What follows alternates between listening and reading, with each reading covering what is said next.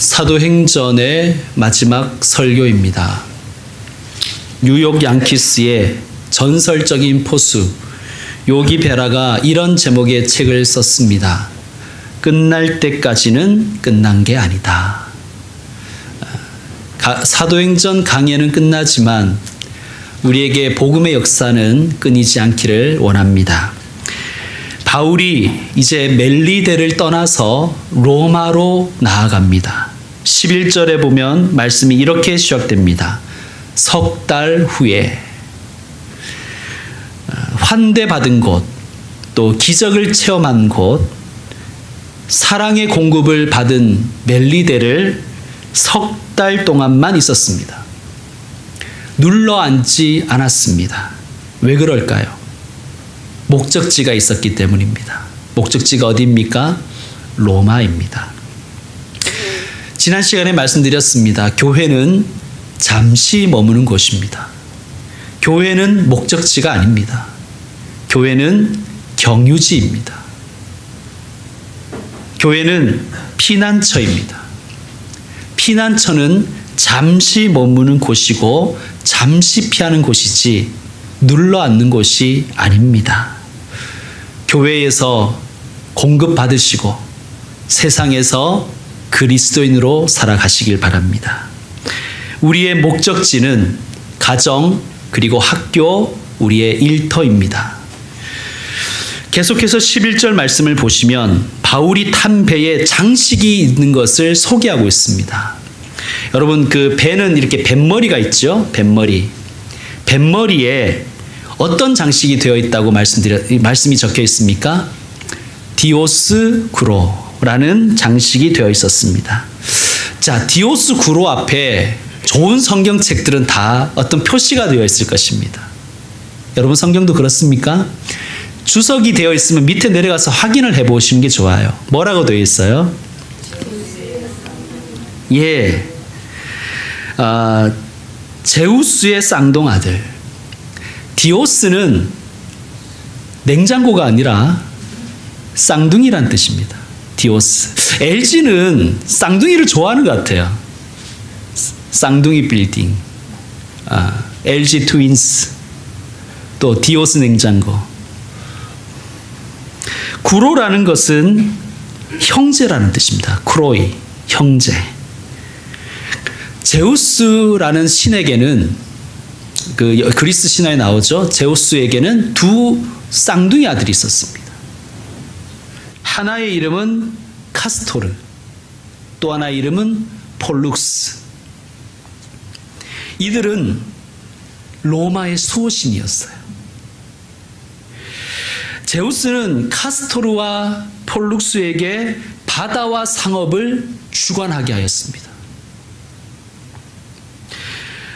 배에 디오스 구로를 장식했다는 것은 어떤 의미일까요? 그러니까 거친 바다에서 살아남아 많은 돈을 벌리라 라는 저들의 소망이 뱃머리 장식에 되어 있는 것입니다.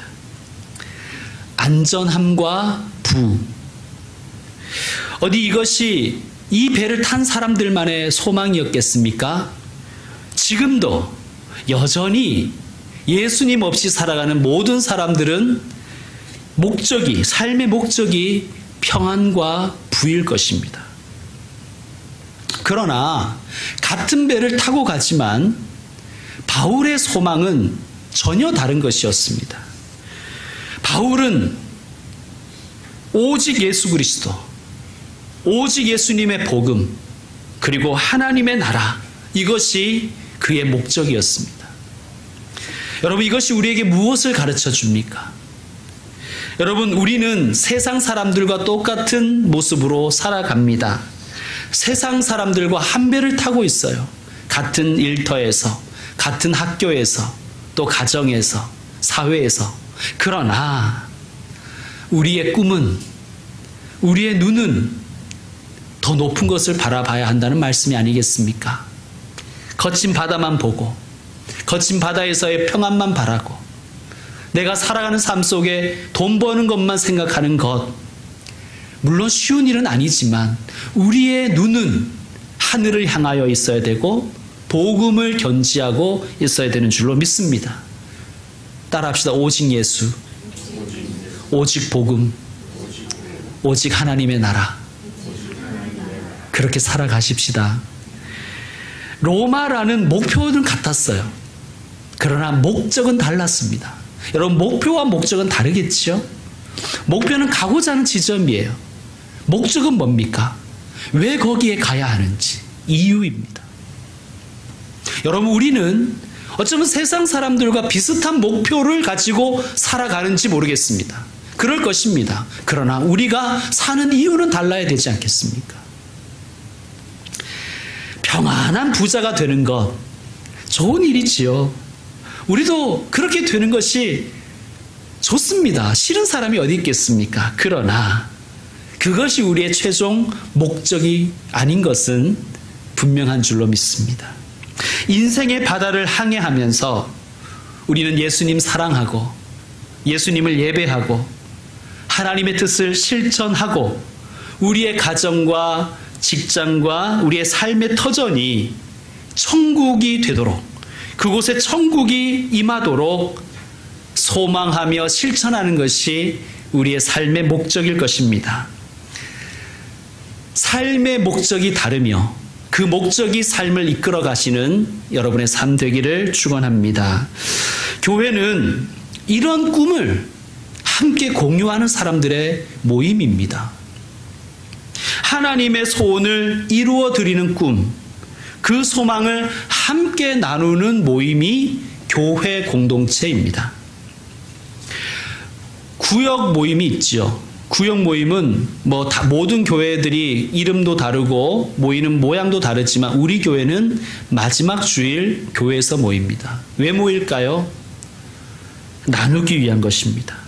자신을 소개하고 자신의 삶도 이야기하고 꿈도 나누고 또 신앙 고백도 나누고 기도 제목도 나누어서 함께 천국을 살자고 하는 것이 구역 모임의 목적입니다. 아까 광고 시간에도 말씀드렸듯이 점심 식사를 함께 나누며 서로 이야기하고 그런 나눔의 시간을 갖자는 것도 같은 목표입니다. 같은 목적입니다. 여러분, 14절에 보면 사도행전의 저자인 누가가 이렇게 이야기합니다. 14장 끝부분에 보면 이렇게 얘기하죠. 그래서 우리는 이와 같이 로마로 가니라. 이와 같이. 그러니까 지금 누가라는 이 분이 우리에게 그들의 일정, 여정을 나누는 거예요. 이와 같이. 나누고 있잖아요. 그렇죠? 살아온 이야기를, 그 과정을 나누고 있어요. 여러분, 우리도 그런 공동체가 되었으면 좋겠습니다. 살아온 이야기를 나누고 또 그 살아오는 삶 속에서의 또 기쁜 일과 슬픈 일들도 간증거리도 나누고 또 오늘 내가 지금 부딪히고 있는 문제와 기도를 나누고 그리고 소망을 나누는 그러한 교회, 그러한 공동체가 되기를 소망합니다. 우리는 이와 같이 로마에 가니라. 그냥 이렇게 우리는 로마에 갔다 이렇게 해도 되잖아요. 사실 목적 지향적으로, 목표 지향적으로 우리는 로마에 갔다. 사실 이래도 되는데 우리가 봤지만 12절부터 자세하게 과정을 이야기하잖아요. 예. 이와 같이. 자, 계속해서 보겠습니다. 15절에 보면 바울의 일행이 아비오 광장에 도착합니다. 아비오 광장. 여러분 혹시 이런 말 들어보셨습니까? 모든 길은 로마로 통한다. 들어보셨습니까? 예, 들어보셨죠? 여기서 길이라는 것은 아비오 가도를 의미합니다. 아비오 가도. 이게 뭐냐 하면 로마는 정말 위대한 나라였는데 세계를 정복하기 위해서 도로를 건설한 나라입니다. 그 도로가 지금도 있습니다. 로마는 세계를 지배하기 위해서, 통치하기 위해서 고속도로를 놓은 나라입니다. 그것의 이름이 아피오 가도입니다. 그런데 이 아피오 고속도로의 출발점이 여기 아피오 광장이라는 것입니다. 근데 참 놀라운 것은 로마는 세계를 지배하고 통치하기 위해서 이 길을 닦았지만 하나님은 이 길을 사용하셔서 복음의 통로로, 복음이 전해지는 길로 로마 제국 곳곳으로 복음이 퍼져나가도록 하나님이 사용하셨다는 사실입니다. 놀랍지 않습니까? 사랑하는 교회 여러분, 하나님의 주권과 하나님의 지식과 하나님의 경륜을 인정하시기 바랍니다. 여러분, 아하 포인트라는 게 있어요. 이게 무릎에 탁 치면서 아하 하는 포인트가 있다는 거예요. 아, 그래서 나를 김포로 보내셨구나. 이런 여러분의 삶의 고백이 있었으면 좋겠습니다. 아하, 아하. 아, 그래서 이 공부를 하게 하셨구나. 아하, 아하. 아, 그래서 이 교회를 만나게 하셨구나. 아하, 아하. 여러분, 수많은 분야가 있지요. 수많은 문화가 있지 않습니까? 그런데 하나님께서 여러분을 보내시는 그 분야와 그 문화에서 하나님은 여러분들이 채널과 통로 되기를 원하십니다. 복음의 채널, 복음의 통로. 여러분, 어떤 분야에 종사하고 계십니까? 또 어떤 지역에 살고 계십니까? 어디에서 일하고 계십니까? 누구를 만나고 계십니까? 하나님께서 아비오 가도를 사용하신 것처럼 여러분의 그 인생의 길도 사용하여 주시기를 소망합니다. 정말 작은 부분이라도, 단 몇 센티미터라도 주님의 오실 길을 닦아드리는, 예비해드리는 우리의 삶이 되었으면 좋겠습니다. 아이들이 그러더라고요. K-팝도 하나님이 사용하실까? 물론입니다, 여러분. 하나님께서 우리의 공부를 사용하실까? 물론입니다, 여러분. 여러분, 하나님께서 여러분의 직장과 여러분의 가정과 여러분의 사업을 사용하길 원하실까요? 물론입니다, 여러분. 여러분, 여러분의 삶이 하나님께 사용되어지기를 소망하며 살아가시길 바랍니다. 자, 우리 15절 말씀 함께 읽겠습니다. 15절 시작.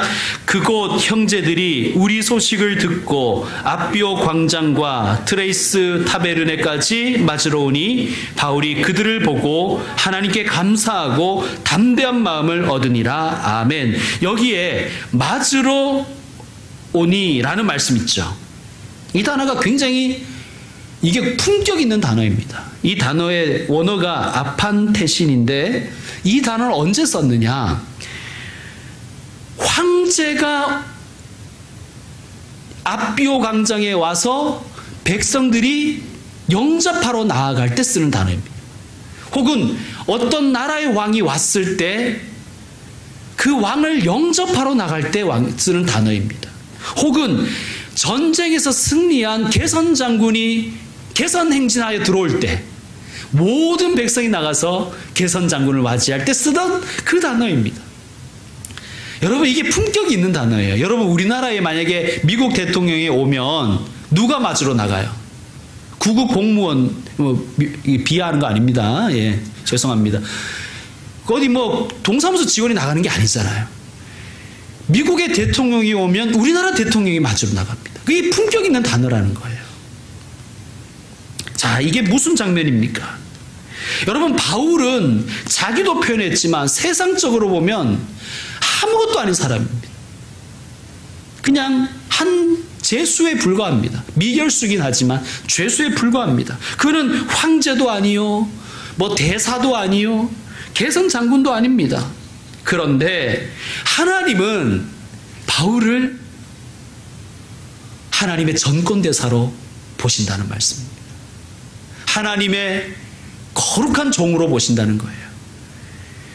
왕 같은 제사장으로 보시고 위대한 하나님의 나라의 대사로 하나님께서 지금 보신다는 사실입니다. 이 말씀은 우리에게도 적용이 됩니다. 여러분, 하나님 앞에 우리가 그런 존재라는 거예요. 하나님은 우리의 외모를 보시지 않으세요. 하나님 우리의 규모를 보시는 것이 아니라 우리의 중심을 보십니다.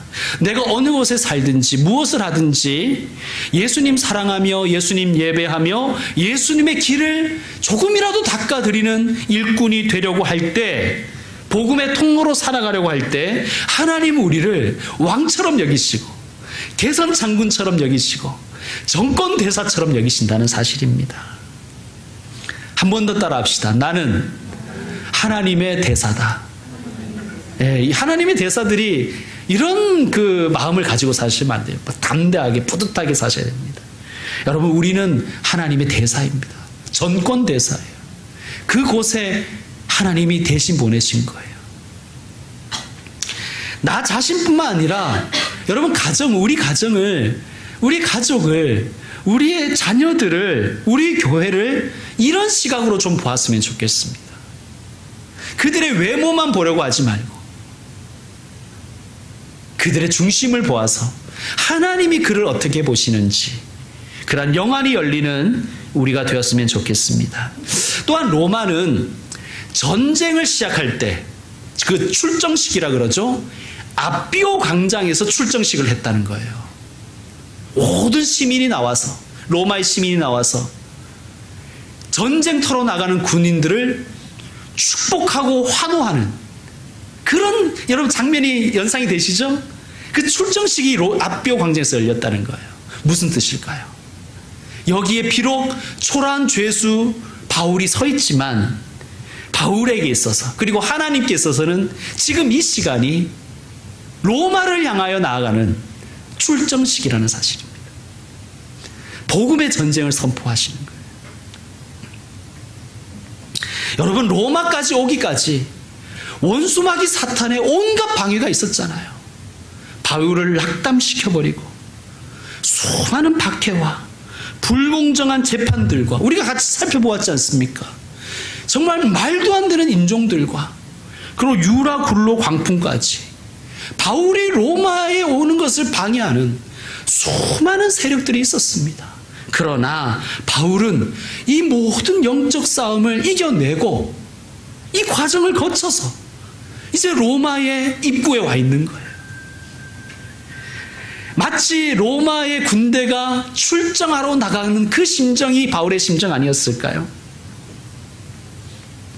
비록 세상적인 눈으로 보면 그냥 한 죄수의 초라한 입성일 것입니다. 그러나 우리가 영적으로 보면 지금 수많은 천군 천사가 바울과 함께 로마로 진격해 들어가는 모습입니다. 여러분, 어쩌면 우리가 예배를 드리고 나가는 그 자리는, 그 순간은 그냥 세상 사람이 보기에는 그냥 예배 드리고 그냥 나가는 그냥 그런 모습일 것입니다. 그러나 영적으로 보면 천군 천사와 함께 우리의 삶의 자리로 복음 들고 나아가는 출정식인 줄로 믿습니다. 자, 15절을 다시 보면 끝부분에 이렇게 되어 있습니다. 바울이 그들을 보고 어떻게 했다고요? 하나님께 감사하고 담대한 마음을 얻으니라. 아멘. 바울이 자신을 맞으러 온 형제들을 보면서 하나님께 감사했다는 거예요. 여러분, 당연한 것은 없습니다. 오직 감사할 제목밖에 없습니다. 그리고 담대한 마음을 얻었다는 거예요. 그래, 내가 여기에서도 복음의 증인으로 살겠다. 여러분, 우리도 이 다짐이 있었으면 좋겠습니다. 하나님 감사합니다. 담대하게 살겠습니다. 여러분, 그렇게 살아가십시다. 자, 30절에 보면 바울이 온 이태를, 여기서 이태는 2년을 의미하죠. 어디에서 살았습니까? 온 이태를 30절에 보면 자기 셋집에서 살았대요. 셋집에서. 그리고 31절 다 같이 읽겠습니다. 하나님의 나라를 전파하며 주 예수 그리스도에 관한 모든 것을 담대하게 거침없이 가르치더라. 아멘. 30절에 나오는 셋집을 그 헬라어로는 읽으면 미스토마티라는 것인데 이게 뜻이 겨자씨라는 거예요. 겨자씨. 이게 작다는 말이죠. 아주 조그만 새빵이라는 얘기겠죠. 겨자씨. 그런데 여러분, 우리가 지금 예상하듯이 이 이름이 겨자씨였다는 것은 이 놀라운 의미가 아니겠습니까? 예수님이 말씀하셨지요. 천국은 마치 겨자씨와 같단다. 모든 씨보다 작은 것이지만 그 겨자씨가 자란 후에는 어떤 풀보다 커서 나무가 된다. 그 말씀하신 거 기억나시죠? 세상적으로 보면 아주 작고 보잘것없는 초라한 새빵입니다. 원룸보다 못할 거야 아마. 그러나 하나님 나라의 관점에서 보면 여기가 겨자씨라는 거예요. 천국이라는 것입니다. 여기에서부터 복음이 로마를 향하여 퍼져나가는 거예요. 여러분, 교회가 이런 곳입니다. 교회는 규모에 상관없이 겨자씨입니다. 여러분은 여러분의 외모와 어떤 형편에 상관없이 하나님이 그곳에 심으신 겨자씨입니다. 자라게 하실 것입니다. 그리고 그 자라면 많은 새가 깃들이는 나무가 될 것입니다. 그것을 바라보며 살아가십시오. 여기에 이런 말씀 있잖아요. 이 새빵에서 바울이 어떻게 했다고요? 복음을 가르쳤는데 어떻게 가르쳤다는 거예요? 담대하게, 그리고 거침없이 가르쳤다. 멋있는 단어 아닙니까? 담대하게, 거침없이. 여러분, 이렇게 살아가십시오. 하나님이 함께 하십니다. 하나님이 여러분을 붙잡고 계시고 여러분과 함께 하나님의 길을 열어가십니다. 이제 말씀 마무리하겠습니다. 여러분, 사도행전의 결말 한번 우리가 읽어봤는데요. 어떻습니까? 결말이 있나요? 결말이 없어요. 여러분, 이게 문학 작품이라면 결말이 좀 어색하지 않습니까? 물론 요즘에는 열린 결말이 많기 때문에 뭐 괜찮지만 그냥 우리가 배운 그 고전적인 그런 이론에 따르면 좀 이상한 결말입니다. 바울이 어떻게 순교했는지도 없고, 바울의 노년이 어떠했는지도 없고, 바울이 세운 교회가 얼마나 성장했는지 뭐 이런 언급이 전혀 없어요. 마치 뭔가 얘기를 꺼내다가 만 것 같아요. 그죠? 여러분, 바울이 얼마나 위대한 사람입니까? 뭐 저 같은 사람은 비교도 안 되는 사람이죠. 그런데 저는 주보에도 이렇게 담임 목사 김영석 이렇게 이름도 쓰고 이러는데 지금 여기에 그런 얘기 하나도 없잖아요. 뭐 바울이 로마 교회의 담임 목사가 되었다, 뭐 원로 목사가 되었다, 뭐 이런 말이 전혀 없지 않습니까? 무엇을 의미할까요? 뭔가 왜 이렇게 급하게 마무리하는 것처럼 끝내버릴까요? 아니, 결말도 아닌 것이 이렇게 끝내버릴까요? 이쪽 뒤에 더 많은 얘기가 있을 것 같잖아요. 이게 어떤 의미일까요? 사도행전 29장을 기대하라는 거예요. 사도행전 29장은 누가 써야 될까요? 아마 바울의 제자들이, 또 바울의 복음을 전해들은 수많은 예수님의 사람들이 써갔을 것입니다. 그리고 오늘 우리에게도 묻습니다. 사도행전 29장은 누구의 몫이니? 사랑하는 성도 여러분, 사도행전 29장은 이제 저와 여러분의 몫입니다.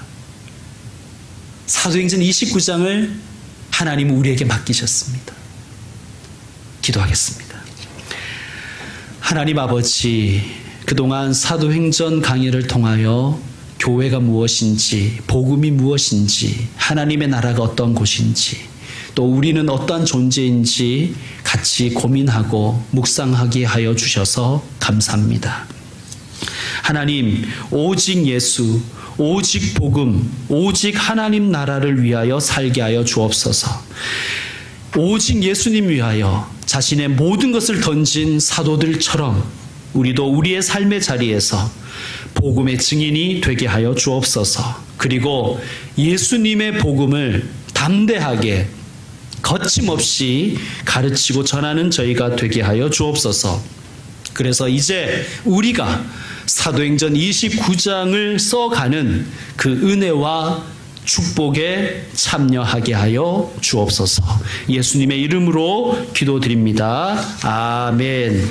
결단의 찬양 드리도록 하겠습니다. 다 같이 일어나서 찬송 349장 드리겠습니다.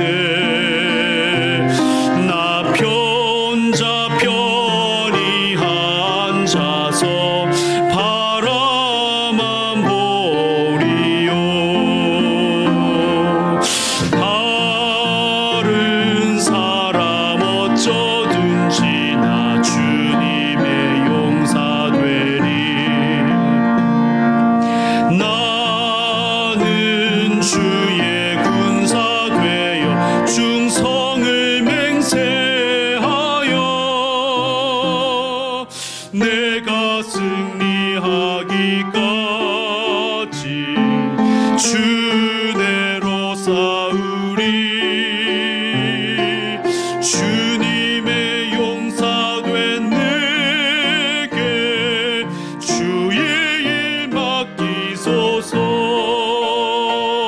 큰 싸움 시작되어 용사를 부른다. 일어나 전쟁 마당에 다 어서 나가자. 거룩하신 주님 위에 싸우러 나가자. 주님의 권능 힘입어 다 이길 때까지 다른 사람 어쩌든지 나 주님의 용사 되리. 나는 주의 군사 되어 충성을 맹세하여 내가 승리하기까지 주내로 싸우리. 주님의 용사된 내게 주의 일 맡기소서. 그 승리의 영광 위에 싸워야 하리라. 주 말씀 나의 힘 되니 겁낼 것 없도다. 모든 싸움 이긴 후에 그날이 이르면 승천가 높이 부르며 큰 영광 누리리. 다른 사람 어쩌든지 나 주님의 용사 되리. 나는 주의 군사 되어 충성을 맹세하여 내가 승리하기까지 주내로 싸우리. 주님의 용사된 내게 주의 일 맡기소서.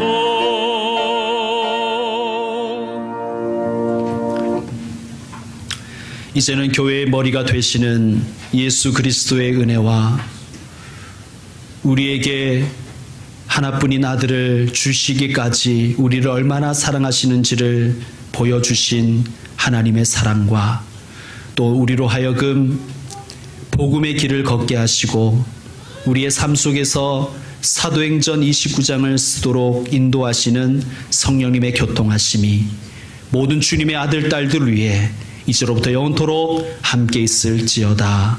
아멘. 하나님 아버지, 사도행전 29장을 써가는